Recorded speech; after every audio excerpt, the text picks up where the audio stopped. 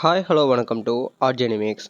நீங்கள் பார்த்தீங்கன்னா நிறைய பேர் நம்ம சேனலை சப்ஸ்கிரைப் பண்ணதுக்கு ரீசனே லார்ட் ஆஃப் மிஸ்டரிஸ் சீரீஸ்னால தான். பட் ஆனால் எந்த ஒரு சேனலுமே லார்ட் ஆஃப் மிஸ்டரிஸ் வந்து ப்ராப்பராக போட்டிருக்க மாட்டாங்க. ஸோ இந்த வருஷம் வந்து பார்த்தீங்கன்னா எனக்கு தெரிஞ்சு ஜூலை மந்த்னு நினைக்கிறேன் 3 எபிசோட்ஸ் வந்து ரிலீஸ் பண்ணியிருந்தாங்க, ஸ்பெஷல் எபிசோடு அப்படின்னு சொல்லிட்டு. அதாவது பார்த்தீங்கன்னா லார்ட் ஆஃப் மிஸ்டரிஸில் அங்கங்கே வந்து ஒரு சில சீன்ஸ் வந்து அப்படியே பாதியிலே விட்டுட்டு போன மாதிரி இருந்திருக்கும் சீசன் 1. ஸோ அதோட கண்டினியூட்டியாக இந்த 3 எபிசோடு இருக்கும். ஸோ அதில் வந்து ஸ்பெஷல் எபிசோடில் ஃபஸ்ட் எபிசோடு வந்து நம்ம வந்து இப்போ தமிழ் எக்ஸ்ப்ளனேஷன் பண்ண போகிறோம். இந்த ஸ்டோரியும் பார்த்தீங்கன்னா ஒரு மாதிரி நல்லாவே போகுது. எப்படின்னா நல்லா தான் போயிட்டு இருந்துச்சு, ஏன்டா இப்படி பண்ணுறீங்க அப்படிங்கிற மாதிரிலாம் ஒரு சில இடத்துல கொண்டு வராங்க. ரொம்ப ஒரு நம்ம நினச்சி பார்த்ததை விட கொஞ்சம் ஒரு ஸ்டோரி வந்து ரொம்ப உள்ள உள்ள ஒரு இம்பேக்டை கொடுக்குற மாதிரி தான் இருக்குது. ஸோ நம்ம வந்து இப்போ ஸ்டோரிக்குள்ளே போகிறதுக்கு முன்னாடி நம்ம சேனலுக்கு நீங்கள் இப்போ தான் புதுசாக வந்துருக்கீங்க அப்படின்னா சப்ஸ்கிரைப் பண்ணிடுங்க. இந்த வீடியோ பிடிச்சிருந்துச்சி அப்படின்னா லைக் பண்ணிடுங்க. ஸோ நம்ம வந்து ஒரு எபிசோடில் பார்த்தீங்கன்னா நம்மளோட நம்ம ஹீரோ இருக்கல கெலின். ஸோ அவரும் அந்த 2 பேர் இருப்பாங்களா அவங்களோட அசிஸ்டன்ஸ் மாதிரி. ஸோ அந்த இடத்துல அந்த ஒரு மிஸ்டீரியஸ் பிளேஸில் உட்காந்து பேசிகிட்டு இருப்பாங்களே. ஸோ அந்த இடத்துல வந்து பார்த்தீங்கன்னா நம்ம ரோசல் அப்படிங்கிற ஒரு முன்காலத்து எம்பையரர் வந்து ஆட்சி பண்ணிட்டு இருப்பார். ஸோ அவரோட டீட்டெயில்ஸ் வேணும், அவரோட ஏதாவது ஒரு எழுதின ஏதாவது ஒன்று இருந்தால் கலெக்ட் பண்ணுங்க அப்படின்னு சொல்லிட்டு ஒரு டியூட்டி கொடுத்துருப்பாரு. ஸோ அது ரெண்டுத்தையும் இவங்க 2 பேரும் கூட்டு வந்து கொடுப்பாங்க. அப்படி கொடுக்கறத இவர் எடுத்து படிச்சுட்டு இருப்பார்ல, இந்த மாதிரி அதில் என்ன சொல்லியிருக்காங்க அப்படின்னா அந்த ஆள் வந்து ஏதோ ஒரு சோனியாசி அப்படிங்கிற ஒரு இடத்த ஒன்று கண்டுபிடிச்சிருக்கிறதாகவும் அதை பார்த்து இவர் வந்து ஆச்சரியப்பட்டதாகவும் சொல்லி ஒரு இது இருந்திருக்கும்.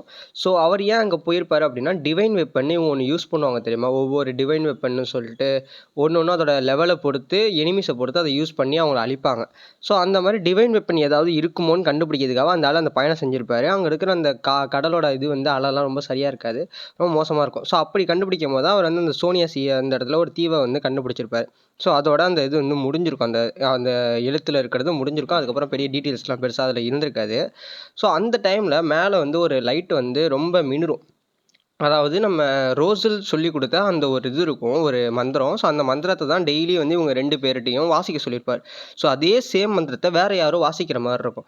ஸோ இவன் உடனே என்ன பண்ணிடுவான், அதை எடுத்துகிட்டு வந்து அது யார் சொல்கிறாங்களோ அவங்கள வந்து சமன் பண்ணிடுவான். ஸோ அங்கே வந்து ஒரு பையன் வந்து என்ன பண்ணிடுவான், ரத்தம் ஒழுக ஒழுக ஒரு கத்தியோடு நின்று இந்த மந்திரத்தை சொல்லி ப்ரேயர் பண்ணிக்கிட்டு இருப்பான்.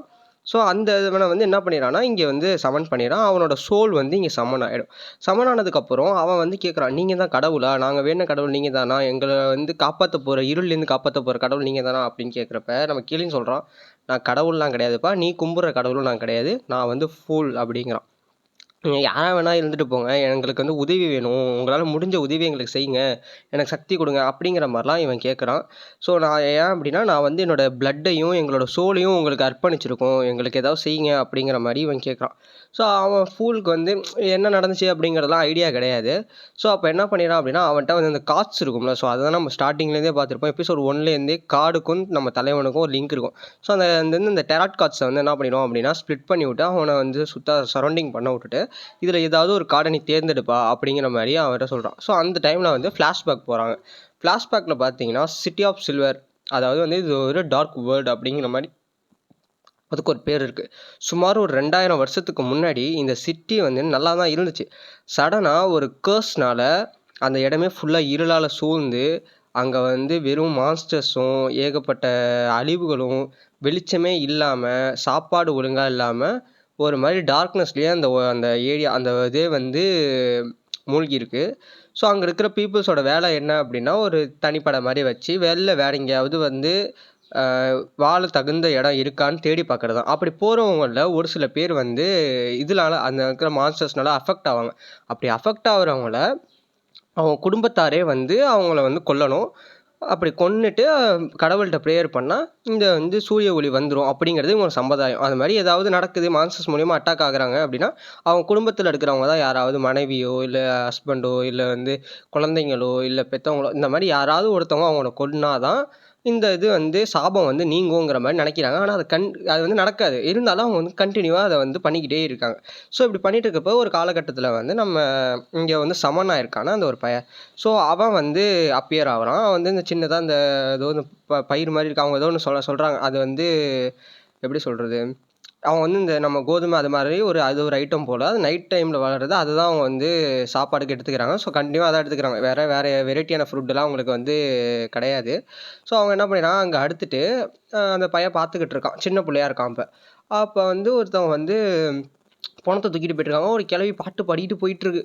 அப்போ வந்து பின்னாடியே வந்து அந்த இறந்தவரோட பொண்டாட்டி வந்து என்ன பண்ணுறாங்க அப்படின்னா, கையில் வந்து ரத்தக்கரையோட உள்ள ஒரு கத்தியை எடுத்துக்கிட்டு இப்படியே ஒரு மாதிரி வேதனையோடயே நடந்து போயிட்டுருக்காங்க. ஸோ அப்படி நடந்து போயிட்டு இருக்கிறப்ப இவன் கேட்குறான், என்னம்மாச்சு, ஏமா அப்படி நடக்குது அப்படின்னோடனே இந்த மாதிரி அவங்க வந்து எக்ஸ்பிளைன் பண்ணுறாங்க. நான் சொன்னேன்னா அந்த கான்செப்ட், அதாவது அவர் வந்து அந்த இதனால அஃபெக்ட் ஆயிருக்காரு, மான்சர்னால. அவங்க பொண்டாட்டி வந்து அந்த மாதிரி அவங்களே வந்து கொண்டுட்டாங்க. ஸோ இப்போ வந்து இவங்க அம்மா அப்பா இவனுக்கு எக்ஸ்பிளைன் பண்ணிட்டு, வா வீட்டுக்கு போவோம், நமக்கும் இந்த மாதிரி நடக்குமாமா அப்படின்னு கேட்குறான். அதெல்லாம் நடக்காதுமா, வாப்பா அப்படின்னு சொல்லி கூட்டு போயிடறாங்க. ஸோ அங்கே போயிட்டு இந்த மாதிரி பிரெட்டு வந்து இருக்குது. அதில் வந்து அதாவது பிரெட்டுன்னு பெருசாக கிடையாது, அங்கே வந்து அந்த இதை வச்சு செஞ்ச ஒரு மாதிரி பிரெட் மாதிரி ஒரு ஐட்டம். ஸோ அதை வச்சு கொடுக்குறாங்க, சாப்பிட்றாங்க.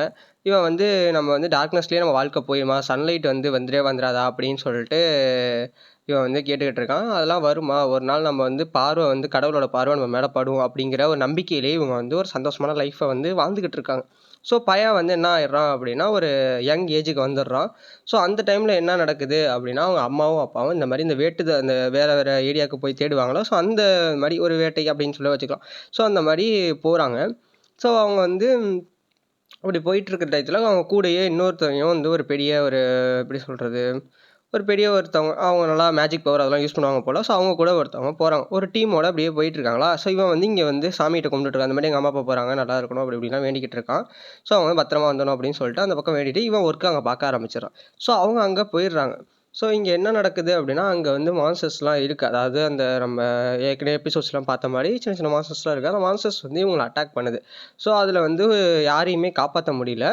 அதில் ஒரே ஒருத்தி மட்டும் அவளை பார்க்க வந்து கொஞ்சம் வில்லி மாதிரியே தான் பண்ணிகிட்டு இருக்கா. அவளே வந்து ஒருத்தரை கொல்றா. அவகிட்ட இருக்கிற பவரே கொஞ்சம் ஒரு மான்ஸ்டரோட பவர் மாதிரி தான் இருக்குது. ஸோ அவன் மேலே கொஞ்சம் டவுட்டாகவே இருக்குது. அதில் வந்து அங்கே இருக்கிறவங்க டீம்மேட்ஸாக சொல்லிக்கிறாங்க, அவகிட்ட கொஞ்சம் ஜாக்கிரதையாக இருந்துக்க, 2 மாதம் முன்னாடியே வந்து அவள் ஹஸ்பண்டையே அவள் தின்னுட்டா அப்படிங்கிற மாதிரி ரூமர் இருக்குது.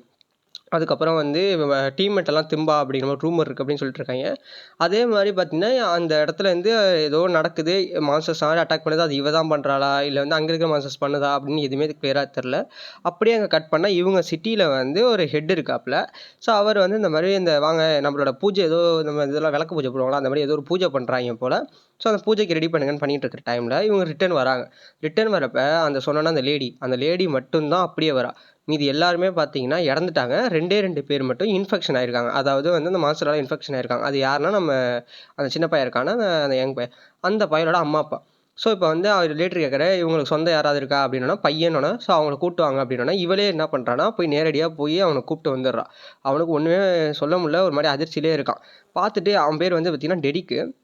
ஸோ அவன் வந்து என்ன பண்ணுறான் அப்படின்னா, இந்த மாதிரி அம்மா அப்பாவை பார்த்துட்டு அவனால் ஒன்றுமே பண்ண முடியல, ஒரு மாதிரி அழுகிறான். அவன் வந்து முடியாது அப்படிங்கிறான். இது எதுக்கு நீங்கள் பின்பற்றுறீங்க, இதனால் எதுவுமே பயன் இல்லையே, ஏன் பின்பற்றுறீங்க அப்படி இப்படிங்கிறான்.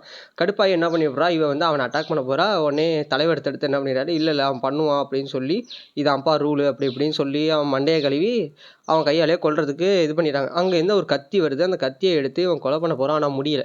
அவங்க அம்மா வந்து அப்பாவை என்ன பண்ணுறாங்கன்னா, தலையாட்டி என்னை கொன்னுடு அப்படிங்கிற மாதிரி அவங்களே தலையாட்டுறாங்க. இவனுக்கு வேறு வழியே இல்லாமல் ஒரு மனசை கல்லாக்கிக்கிட்டு 2 பேரையுமே கொன்னுறான். கொன்னுட்டு அவங்க ஒரு இது கொடுக்குறாங்க. அப்போ வந்து பார்த்தீங்கன்னா, அந்த இடத்துல கண்டுபிடிக்கப்ப அவங்க அம்மாவும் அப்பாவும் ஒரு கல் ஒன்று கண்டுபிடிச்சிருப்பாங்க. ஸோ அந்த கல்லுக்கிட்ட வேண்டுனா நடக்கும் அப்படிங்கிற மாதிரி.